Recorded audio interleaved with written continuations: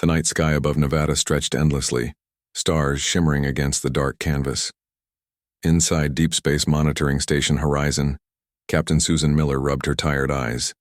The clock on the wall showed 3:17 a.m., just 43 more minutes until her shift ended. Another quiet night, she mumbled to herself, taking a sip of cold coffee.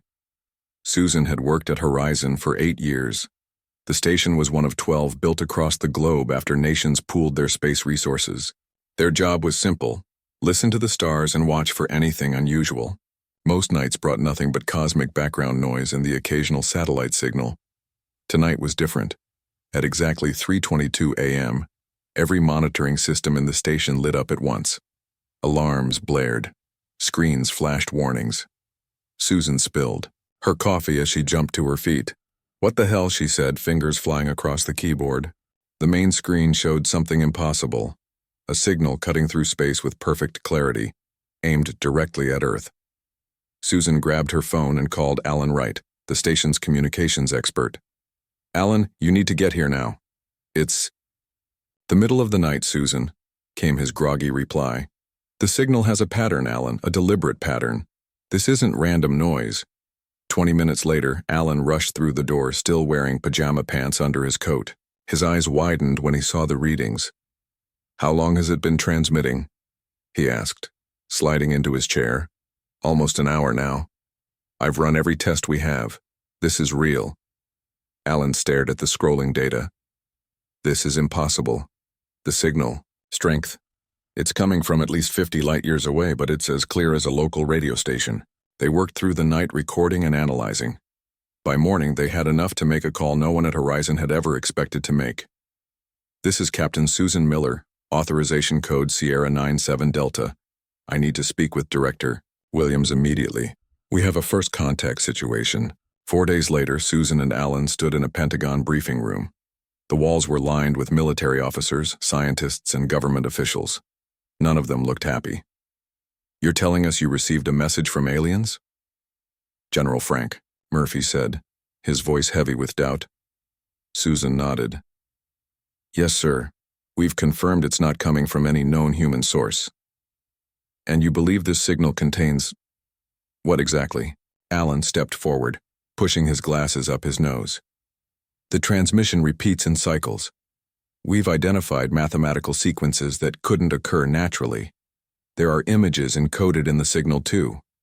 He clicked a button, and the large screen behind him filled with strange symbols and diagrams. "Most of this we still can't understand," Alan admitted.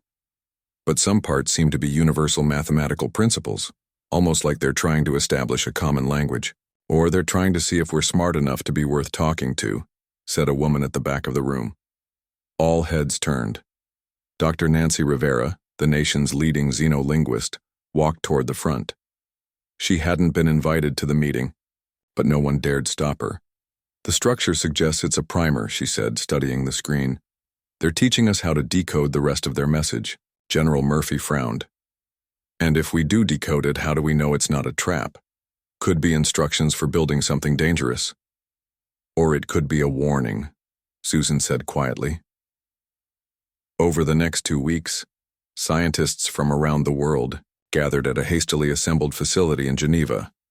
They worked day and night to break the alien code, building on the mathematical foundation in the message. Dr. Rivera led the team, with Susan and Alan providing their expertise on the original signal. Progress came in small breakthroughs, each revealing another piece of the puzzle. "It's like they gave us a dictionary," Dr. Rivera explained during one late-night session. "First, they established basic concepts we both understand: mathematics, physics. Now they're building on those to teach us their language." On the 17th day, they decoded the first clear message: "Danger comes. Hegemony approaches. Prepare." "Hegemony?" Susan asked, looking at the translated text on the screen. "Could be their name for themselves," Alan suggested. "Or maybe the name of whatever they're warning us about." Dr. Rivera shook her head. "I think it's the latter. The structure of this message suggests urgency, not introduction." The next part of the message took another 3 days to decode. When it finally appeared on screen, The room fell silent. Hegemony. Harvests worlds. Earth targeted. Arrival. 180 rotations of your planet. They're saying we have 6 months, Alan whispered.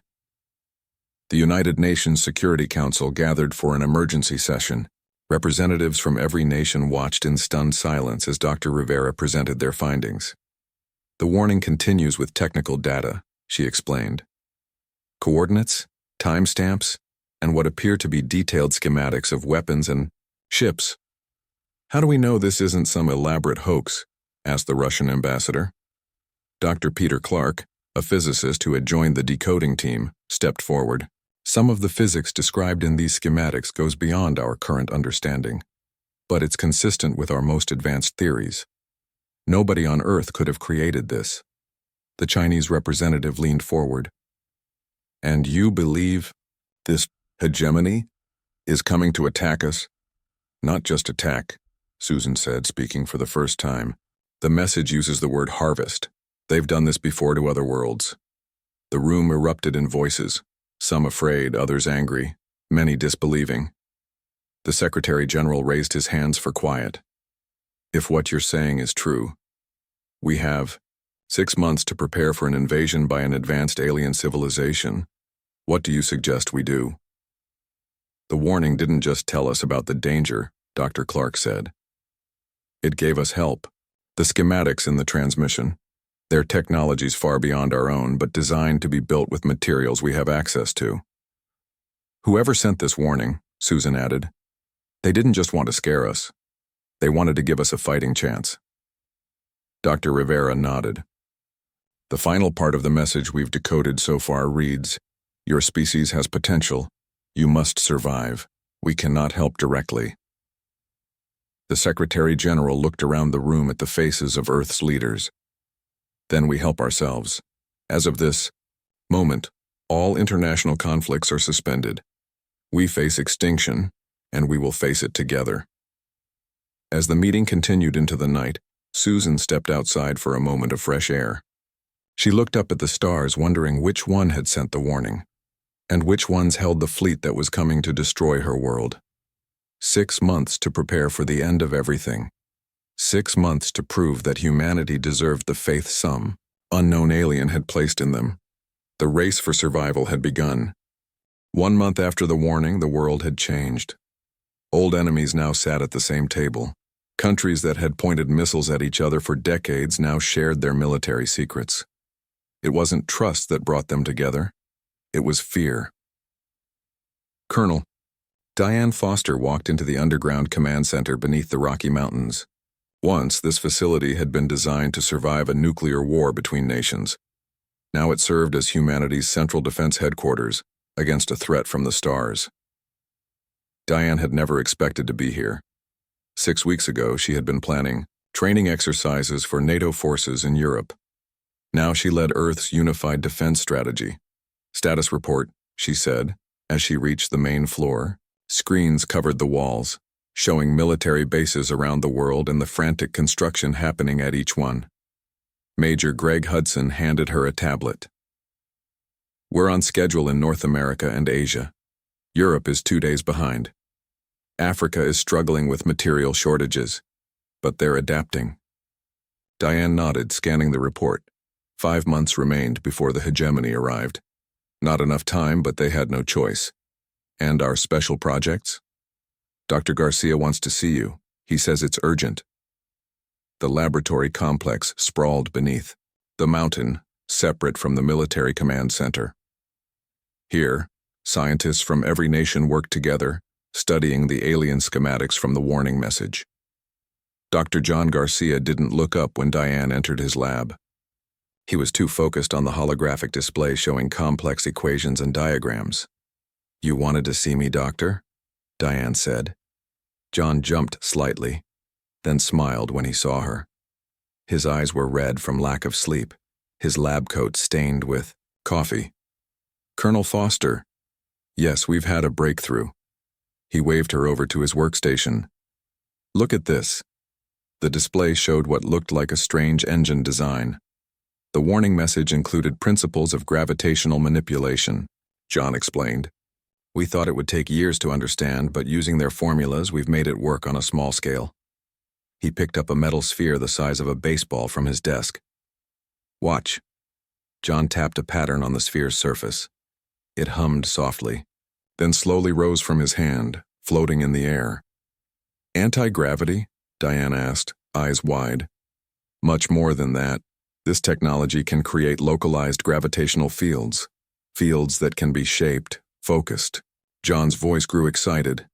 Do you understand what this means? We can build shields that can bend space itself around our planet. We can create weapons that distort gravity. Can we build enough in time? John's smile faded. That's the problem. The materials required, some of them are rare. We need more resources than any single country has available. Diane took a deep breath. Then we'll get them. Every country, every resource, whatever you need. President William Carter stared at the faces on the screen. 28 world leaders looked back at him, their expressions grim. This was the third emergency summit in as many weeks.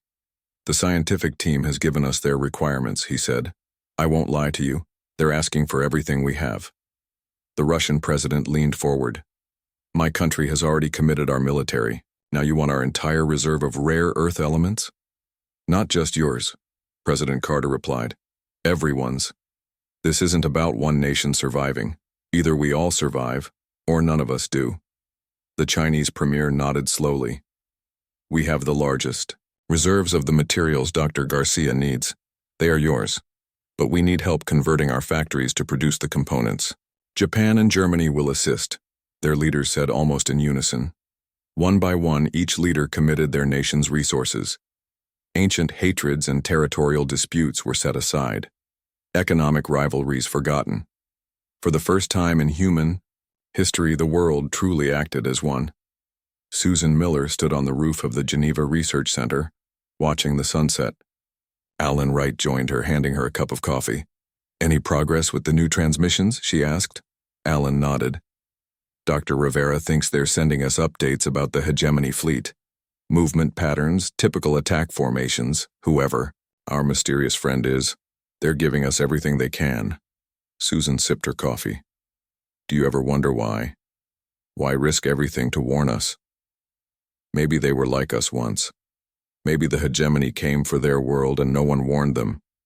They stood in silence for a moment, watching the sky darken and the first stars appear. Sometimes I wish they'd never sent the message, Susan admitted quietly. We could have lived our last months in peace not knowing what was coming. Alan shook his head. I'd rather know.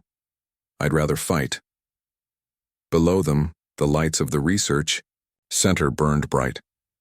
Inside, the best minds from Earth worked day and night, turning alien designs into human reality. 3 months before the expected arrival, Colonel Foster toured the first completed defense installation. The massive facility had been built into the side of a mountain in Norway, hidden from orbital detection. The gravitational shield generator can cover a 60-mile radius, explained engineer Lisa Bennett as they walked through the humming heart of the machine. We're building 37 of these worldwide, creating overlapping fields.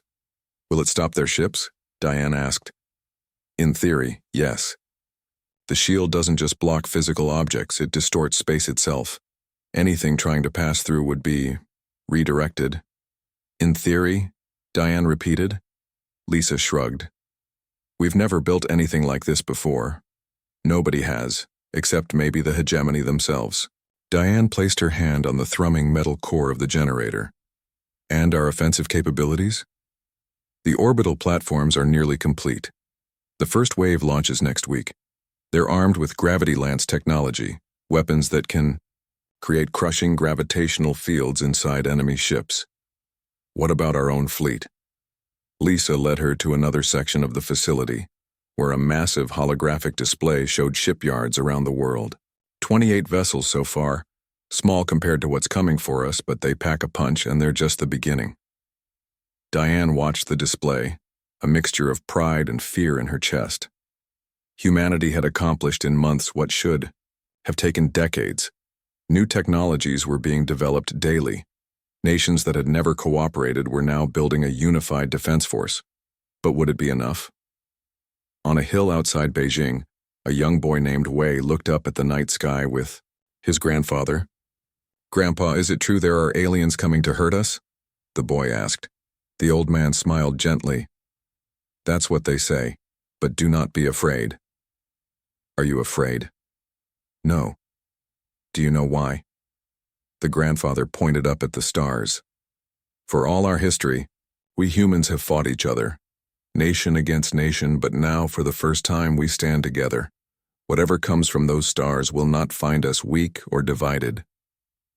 Wei looked up at the night sky.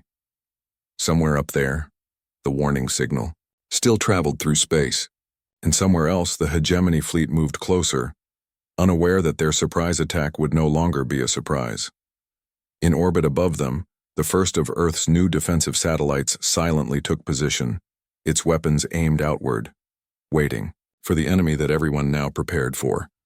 Humanity had 3 months left to get ready, 3 months to transform from a planet of separate nations into a unified world ready to fight for its survival. And across the globe, as factories worked day and night, as scientists created miracles from alien schematics, as soldiers trained, for a war unlike any they had ever imagined, a new feeling began to spread. Not just fear, not just determination. Hope. The day humanity had prepared for finally came.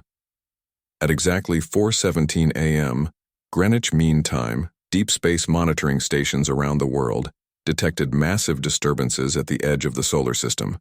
The energy readings matched exactly what the IBER warning had predicted. The hegemony had arrived. In the Global Defense Command Center, Colonel Diane Foster watched the main screen as red dots appeared beyond the orbit of Pluto. There were hundreds of them. Each represented a ship larger than anything humans had ever built. "Alert status Alpha," Diane ordered, her voice calm despite the racing of her heart. "All defense systems online. All personnel to battle stations." Around the world, sirens wailed. Soldiers rushed to their posts.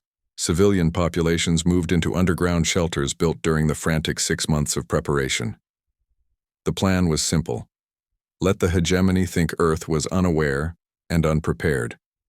Let them follow their standard invasion protocol, then hit them with everything humanity had built from the warning schematics. "Admiral Simmons reports the fleet is in position," Major Hudson said from his station. "All ships are powered down and hiding behind the moon, as planned."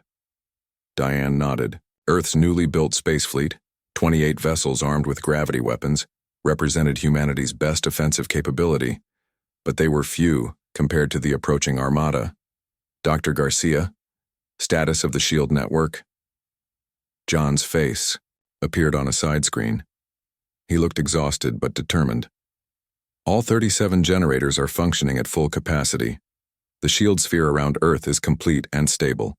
Now they could only watch and wait as the hegemony fleet moved into the solar system. Admiral Laura Simmons floated in the dimly lit bridge of the EDS Defiance, flagship of Earth's hastily assembled space fleet. The ship and its crew were hidden in the shadow of the moon, power systems minimized to avoid detection. "They're following the exact approach pattern from the warning," reported her second-in-command, Captain Roy Bennett. "Moving past Jupiter now." Laura watched the tactical display. The alien ships moved with precision, spreading out to surround Earth just as the mysterious message had predicted they would. "Remember," she told her crew, "we don't move until they're committed to their harvesting configuration, not 1 second before." The warning had been clear. The hegemony always followed the same pattern. First, they would surround the target planet. Then they would transmit their demand for surrender. Finally, they would move into a specific formation to begin their assault. A formation that briefly exposed their command ships. That moment of vulnerability would be humanity's only chance to strike effectively. "How long?" Laura asked. "At current speed, they'll reach Earth orbit in 17 hours, Roy replied. 17 hours until Earth faced the greatest threat in its history. 17 hours until they discovered if 6 months of desperate preparation had been enough." Laura touched the small photo taped to her console, her wife and son smiling on a beach last summer. "Be ready," she whispered to her crew. "For them." The hegemony fleet took position around Earth. From space, they would have seen a seemingly ordinary planet. No visible defenses, no space fleet, no sign that humanity knew what was coming. In the homes and shelters across the world, people watched their screens as the first transmission from the alien fleet was broadcast globally. The being that appeared looked almost reptilian, with scaled skin and vertical pupils and yellow eyes. It wore an ornate uniform covered with symbols of rank. "People of Earth," it said in perfect English, its voice deep and resonant. "I am Fleet Commander Drax of the Hegemony. Your world has been selected for integration into our empire. Surrender now, and you will be permitted to serve. Resist, and you will be harvested. You have 1 hour to comply." In the command center, Diane looked at President Carter. "Right on schedule," she said quietly. The president nodded. "Let's stick to the plan." No response. The hegemony would interpret silence as fear or internal disagreement. They would begin their standard bombardment procedure to demonstrate their power, just as the warning had described. On the hegemony command ship, Fleet Commander Drax frowned at the lack of response from the primitive world below. "No reply, Commander," reported his communications officer. "Their global information networks are active but contain no unified response." "Typical of pre-space civilizations," Drax said dismissively. "They cannot agree even when facing extinction. Proceed with demonstration bombardment. Target their largest military installations." "Yes, Commander." Moving fleet into bombardment formation, Drax watched with satisfaction as his ships began to shift positions. This was his 12th harvesting operation. All had followed the same efficient pattern. After the demonstration, the primitives would surrender. Those that could be useful would be taken as slaves. The rest would be processed for resources. Simple, efficient. The way of the hegemony for 10,000 years. "Sir," said his tactical officer suddenly, "I'm detecting energy fluctuations from the planet's surface." Drax turned, mild curiosity on his face. "What kind of fluctuations?" "Unknown, sir. But they're—" The officer never finished his sentence. At that moment, the space around Earth seemed to ripple like disturbed water. A transparent dome of energy materialized, encompassing the entire planet. "What is this?" Drax demanded. "Scan that barrier." Before his crew could respond, dozens of objects suddenly appeared from behind Earth's moon. Ships, primitive by hegemony standards but moving with purpose directly toward his fleet. "Impossible," Drax whispered. "They have no space combat vessels. In our records." "Now," Admiral Simmons ordered as the hegemony ships moved into their bombardment formation. "All ships, full power. Execute attack pattern Omega." The EDS Defiance surged forward, leading Earth's small fleet toward the much larger alien armada. On the tactical display, Laura could see the hegemony ships scrambling to respond to the unexpected threat. "They're confused," Roy said with grim satisfaction. "Just like our friend said they would be. They have no protocol for this." Laura activated the ship-wide comm. "All hands, remember your training. Remember what we're fighting for. Target the command ships first." The Defiance's gravity lance weapons powered up, drawing energy from the ship's core. Similar weapons were activating across Earth's fleet. Weapons built from the schematics in the warning message. Weapons designed specifically to counter hegemony defenses. "Fire," Laura commanded. In the command center, Diane watched. As the space battle unfolded, Earth's ships were outnumbered, but they struck with precision at the exact weak points identified in the warning. "Gravitational shield holding," reported Dr. Garcia, as several hegemony ships fired at Earth. Their energy weapons distorted and dispersed harmlessly against the shield. "They're trying to land troops," Major Hudson said. "Transport ships approaching the shield barrier." Diane nodded to a woman at another station. "Activate the ground defense grid." Across Earth's surface, hidden installations powered up. These were humanity's last line of defense if the shield failed. Thousands of gravity pulse cannons built into mountains, deserts, and ocean floors. Henry Wilson, the Global Defense Grid Coordinator, confirmed the activation. "All units online. Tracking." Targets. The first hegemony landing crafts hit the shield and bounced off like insects hitting a window. Those that somehow managed to push through were immediately targeted by multiple defense cannons, They exploded in midair, never reaching the ground. They expected farmers with pitchforks, President Carter said quietly, watching the battle. Not this. We have to thank our unknown friend for that, Diane replied. Whoever sent that warning gave us a fighting chance. On the main screen, they watched as another hegemony battleship exploded under concentrated fire from Earth's fleet. The battle was far from over, but humanity was no longer prey. For the first time in thousands of years, the hegemony faced something they had never anticipated. A harvest world that knew they were coming. 3 weeks into what should have been a simple harvest operation, Fleet Commander Drax stood on the bridge of his damaged flagship. Alarms blared in the background. Status reports showed critical systems failing throughout his once mighty fleet. How? He demanded, slamming his scaled fist onto the command console. How did these primitives do this? His second-in-command, Sub-Commander Vex, had no answers. Unknown, sir. Their technology is unexpected. They seem to have limited versions of our own gravity manipulation systems. Impossible. They were pre-space flight. Our scouts confirmed it less than a year ago. Another explosion rocked the ship. On the main viewer, Drax watched as 3 more of his cruisers fell to the surprisingly effective Earth weapons. Status of the harvester units, he asked. All landing attempts have failed, Vex reported. Their shield technology prevents our ships from reaching the surface.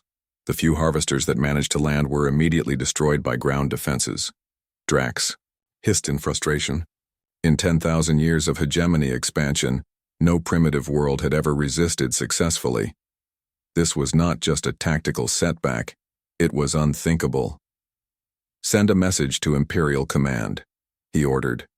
Request reinforcements. Vex hesitated. Sir, that would be the first time in hegemony history that a harvest operation required reinforcements. The shame of failure would be worse, Drax snapped. Send the message. Karen Martinez floated silently in her stealth suit, watching through the viewport as her small ship approached the massive hegemony command vessel. The ship, called the Shadow, was barely larger than a fighter but equipped with experimental cloaking technology based on the warning's schematics. Distance to target, she whispered into her helmet comm. 300 meters and closing, replied the pilot Sam Nelson. Their sensors haven't detected us yet. Karen checked her equipment one last time. As the leader of Earth's Special Operations Group, she had trained for this mission for months. Her team of 6 specialized in infiltration tactics. Now they would attempt something far more dangerous, boarding an alien battleship. Remember, she told her team, we need to reach their central computer core, plant the package, then get out. We have 30 minutes once we're inside before they detect us. The package was a data device containing a virus created by programmer Paul Johnson. The warning message had included details about hegemony computer systems, just enough for Paul to design something that might work against them. Approaching. Outer hull, Sam reported. Preparing to breach. The Shadow's front section extended a specialized cutting tool. It made contact with the hegemony ship's hull and began to create a small, precise hole, just large enough for a person to squeeze through. No alarms, Karen noted with relief. Their sensors didn't detect the breach. One by one, Karen's team entered the alien vessel. The interior was dimly lit with reddish lighting, the atmosphere hot and humid. Thanks to the warning, they had prepared special suits to handle the environment. Move out, Karen ordered. Remember the layout from the simulations. They moved through narrow corridors, using handheld devices to avoid hegemony security sensors. Occasionally, they had to hide as alien crew members passed by, tall reptilian beings who moved with military precision. After 20 minutes of careful progress, they reached a massive door. This is it, said Eric Woods, the team's technical specialist. The main computer core should be inside, Karen nodded. Get us in. Eric attached a device to the door's control panel. Based on the warning's information about hegemony technology, it should bypass the security system. After a tense minute, the door slid open. Inside was a chamber filled with glowing crystalline structures, the alien equivalent of computer servers. At the center stood a column of pulsing blue light. That's our target, Karen said, pointing to the column. Eric, plant the package. Eric moved forward with the data device. It had been designed to interface with hegemony technology, another gift from their mysterious messenger. He carefully attached it to the base of the light column. Package is in place, he reported. Initiating upload. A progress bar appeared on Eric's handheld screen. The virus began to flow into the hegemony system. How long? Karen asked. 5 minutes for complete integration. Those 5 minutes felt like hours. Karen kept her weapon ready, expecting alarms to sound at any moment, but the room remained quiet. Upload complete, Eric finally announced. The virus is in their system. Now we get out, Karen said. Back to the ship, quickly. They retraced their steps through the alien vessel. Just as they reached the breach point, alarms began to wail throughout the ship. They've detected the intrusion, Karen said. Move! One by one, her team squeezed back through the hole into the waiting shadow. Karen went last, diving through just as armed hegemony soldiers appeared at the end of the corridor. We're clear, she shouted to Sam. Get us out of here. The shadow detached from the hegemony vessel and accelerated away, its cloaking technology, once again masking it from enemy sensors. Did it work? Sam asked as they fled. Karen checked her tactical display. We'll know soon enough. On the bridge of the EDS Defiance, Admiral Laura Simmons watched the tactical display closely. The hegemony fleet still outnumbered Earth's forces, but the battle had reached a stalemate. Earth's shield prevented bombardment of the planet while the aliens' superior numbers made a direct assault by Earth's fleet suicidal. Any word from Special Operations? She asked. Captain Roy Bennett nodded. They've just reported in. Mission accomplished. The package has been delivered. Laura allowed herself a small smile. Now we wait. They didn't have to wait long. Within minutes, strange things began happening to the hegemony fleet. Several ships suddenly powered down. Others began firing on each other. It's working, Roy exclaimed. The virus is spreading through their network. The hegemony ships shared a linked command system, a strength that had now become their greatest weakness. Paul Johnson's virus, built using the knowledge from the warning, spread from ship to ship, disabling weapons, scrambling navigation, and corrupting communication systems. Laura opened a channel to all Earth vessels. This is Admiral Simmons. The enemy fleet is compromised. Execute Operation Thunderstrike now. Across the battlefield, Earth's ships surged forward in a coordinated attack. They targeted the disabled hegemony vessels first, capturing or destroying them before moving on to those still fighting. In the Global Defense Command Center, Colonel Diane Foster watched the battle with growing hope. The tide has turned, she said quietly to President Carter. We're winning. On the main screen, they could see the hegemony command ship listing to one side, its engines flaring erratically. Other enemy vessels were retreating while some had simply gone dark. Henry Wilson reported from the Defense Grid Control. Hegemony forces are withdrawing from Earth orbit. All attempted landings have been repelled. For the first time in thousands of years, the hegemony was retreating from a harvest world. The impossible had happened. Dr. Garcia burst into the command center, his eyes wide with excitement. Colonel, we're receiving transmissions from the captured hegemony ships. Their computers are unlocked, and our systems can now access their data. What kind of data? Diane asked. Everything. Star charts, weapons technology, their entire history. John could barely contain his excitement. The virus didn't just disable their ships, it gave us access to their knowledge. President Carter stepped forward. Can we use this to make sure they never threaten Earth again? Dr. Garcia nodded slowly. With this information, we could take the fight to them. Diane turned back to the main screen, watching as more hegemony ships fell to Earth's forces or fled the solar system. What had begun as a desperate defense had become something else entirely, a counterattack, the beginning of humanity's emergence onto the galactic stage. And it all started with a single warning from a mysterious friend among the stars. 1 month after the battle, Earth was still celebrating its victory. The remaining hegemony ships had fled the solar system, leaving behind damaged vessels that humanity eagerly studied. The knowledge gained from captured alien technology promised to advance human science by centuries. But questions remained. Who had sent the warning that saved Earth? And why? The answer came unexpectedly. At the Global Defense Command Center, alarm sounded as sensors detected a small ship entering the solar system. Unlike the massive hegemony vessels, this craft was tiny, barely large enough for a single occupant. "It's broadcasting on all frequencies," reported Major Hudson, "using our own communication protocols." Colonel Diane Foster frowned. "What's the message?" "Just 3 words. Friend, not enemy." President Carter, who had been visiting the command center, stepped forward. "Could it be a hegemony trick?" "I don't think so," said Dr. Garcia, studying the readings. "The ship's design is completely different from hegemony technology, and it's approaching slowly with shields down and weapon systems offline." After careful discussion, Earth's leaders decided to allow the small ship to approach. Admiral Simmons positioned the fleet to intercept if necessary, while ground defenses remained on high alert.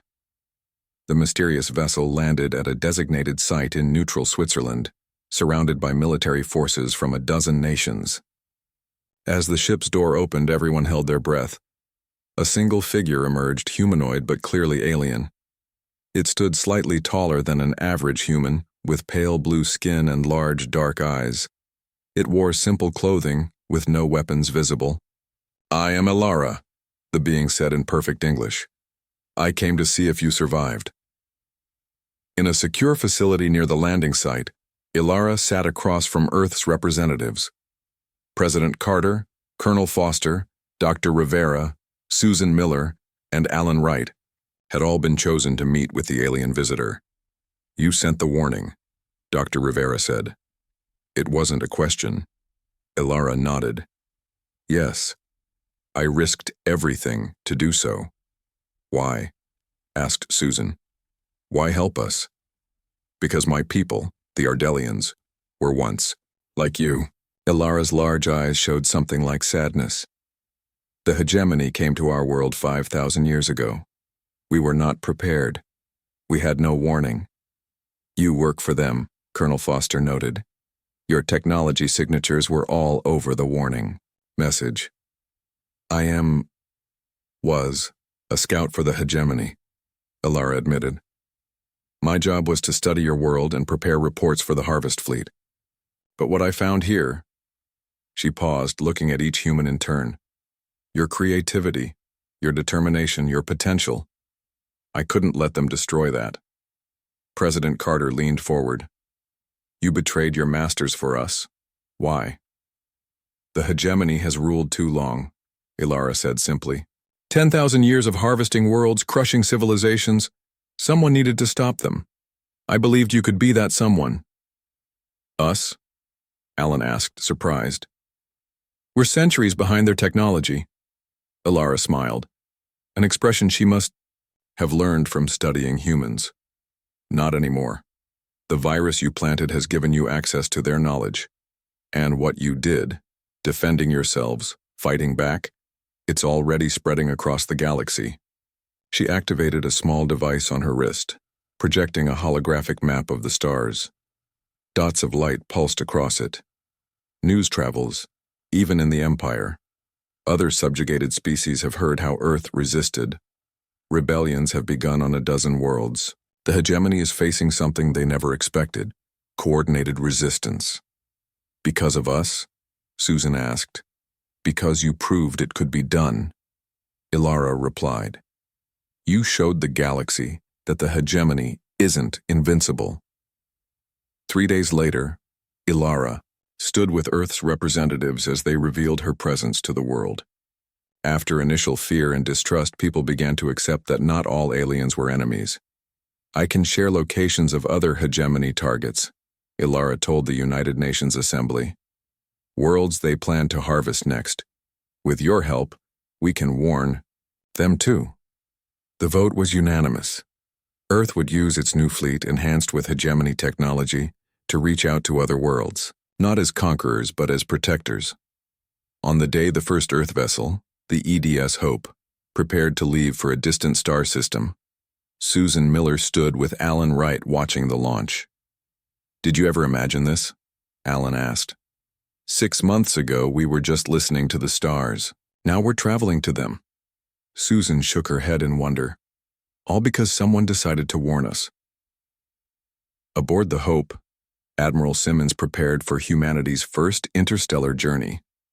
Their mission: to deliver warnings to 3 worlds marked for harvesting, and to bring them the technology to defend themselves. The Galactic Empire had targeted Earth, but a single warning had changed everything, not just for humanity, but for the entire galaxy.